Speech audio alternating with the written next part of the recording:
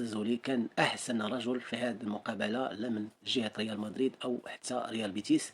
فدياز هو قدم مقابلة كبيرة، فشفنا التغييرات ديال هذا المدرب هذا اللي ما كيتسمى، قدم على تغيير. فبالنسبة لي أنا كامافينغا ما بقاتش عنده المكانة في ريال مدريد، ولا حتى ألابا تا هو ما بقاتش المكانة ديالو في مدريد. ما كاين علاش يدخل هاد اللاعبين، فهما لاعبين مستهلكين. شفنا فينيسيوس، فهاد اللاعب مهرج، فهو واخد راحته في ريال مدريد، ما كاينش اللي كيزعزعو، ما كاينش اللي كيزعزع المكانه ديالو، حتى اللي في لي شونجمون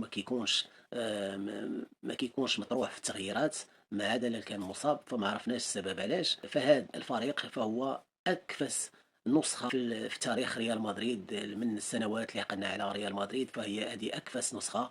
فهذا الموسم فهو موسم كارثي بكل المقاييس. انتم كيفاش بانت لكم المقابلة، وواش كنتوا راضيين على هاد اللاعبين اللي دخلوا، سيرتو اللاعبين اللي تم دخول ديالهم